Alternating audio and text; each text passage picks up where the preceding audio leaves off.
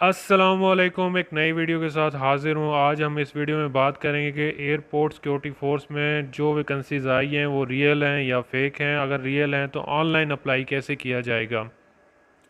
मेरी स्क्रीन पर शो होने वाली कुछ एडवर्टाइजमेंट है जिसमें असिस्टेंट इंस्पेक्टर की और इंस्पेक्टर की वैकेंसीज़ हैं। इसके बारे में हम बात कर लेते हैं कि ये रियल है या फेक है और उसकी लास्ट डेट जो लिखी हुई है यही है या कुछ और है। दोस्तों चलते हैं हम कुछ ऑफिशियल वेबसाइट की तरफ, वहाँ से हम चेक करते हैं कि रियल है या फेक है। दोस्तों एयरपोर्ट सिक्योरिटी फोर्स की ऑफिशियल वेबसाइट पे हम आ चुके हैं। इसका लिंक मैं आपको डिस्क्रिप्शन में दे दूंगा। यहाँ से आपने चेक कर लेना है कि वैकेंसीज जो आई हुई हैं वहाँ उसकी रजिस्ट्रेशन हो रही है कि नहीं हो रही। इसके लिए आपने चेक कर लेना है, अलर्ट शो हो जाती हैं अगर वैकेंसीज आई होती हैं तो वो आपको पता चल जाता है। अब हम चलते हैं इसके ऑप्शन वैकेंसीज़ एंड अपडेट की तरफ में। ये मैं आपको मार्क भी कर देता हूँ। इसमें हम चेक कर लेते हैं जो वैकेंसीज़ आई हुई हैं उसके बारे में इंफॉर्मेशन चेक कर लेते हैं। सबसे पहले ये पेज शो होगा जिसमें किसी भी किस्म की फ़ेक इंफॉर्मेशन के बारे में बताया गया अगर हो तो आप इनसे रब्ता कर सकते हैं।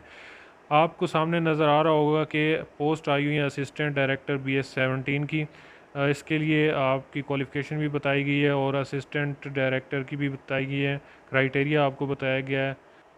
इसके बाद इंस्पेक्टर BPS-16 के बारे में बताया गया है।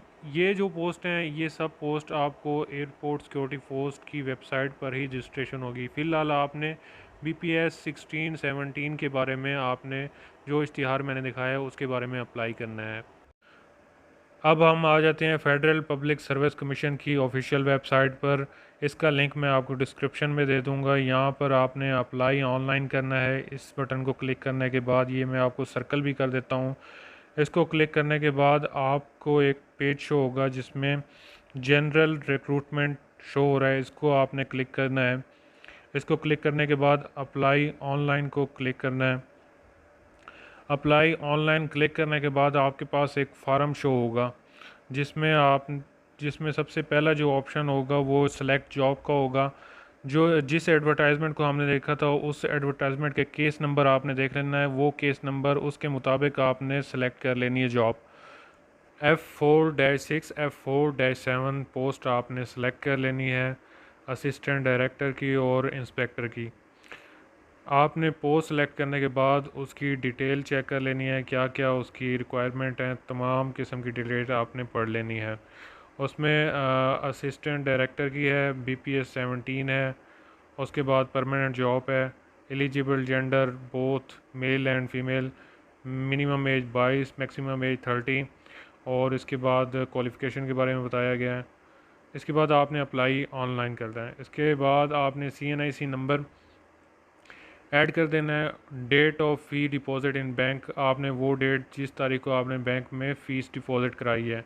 उसके बाद फ़ीस डिपॉज़िट रुपए में कितनी फ़ीस आपने डिपॉज़िट कराई है, 300 रुपया। BPS-17 और 16 के लिए 300 रुपये फ़ीस है, वो नीचे लिखा हुआ आ रहा है। इसके बाद आपने bank, national bank, state bank, जो भी बैंक है नेशनल बैंक में जमा करा दें, उसको आपने टिक कर लेना है। उसके बाद ब्रांच कोड, कोई भी ब्रांच कोड जो कि उस जिस बैंक में आपने डिपॉज़िट करानी है उसका ब्रांच नंबर आपने लिख देना है। ब्रांच नंबर लिखने के बाद आपने बैंक लोकेशन, डिस्ट्रिक्ट, जिस डिस्ट्रिक्ट में बैंक की लोकेशन है या जिसमें फ़ीस डिपॉज़िट कराई है वो आपने टिक कर लेना है। उसके बाद आपने डोमिसाइल जिस डिस्ट्रिक्ट का है वो आपने सेलेक्ट कर लेना है, बलूचिस्तान, फाटा, गिलगित जिसका भी है। उसके बाद आपने जेंडर मेल है या फीमेल है उसमें से टिक कर लें। उसके बाद रिलीजन मुस्लिम है या नॉन मुस्लिम वो आपने टिक कर लेना है। उसके बाद डोमिसाइल डिस्ट्रिक्ट, जिस डिस्ट्रिक्ट का आपका डोमिसाइल बना हुआ है वो आपने टिक कर लेना है।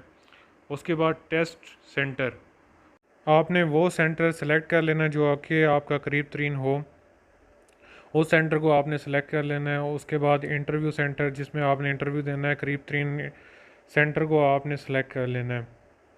सेलेक्ट करने के बाद आपके डिक्लेरेशन डेट है मास्टर की हुआ है, बैचलर जो भी है, जिस तारीख को आपका रिज़ल्ट अनाउंसमेंट हुआ है वो आपने येस कर देना या नो कर देना। उसके बाद एंटर वेरिफिकेशन कोड जो कि सामने लिखा हुआ है वो वेरिफिकेशन कोड आपने नीचे एंटर करना है और प्रोसीड टू स्टेप 2 पे चले जाना है।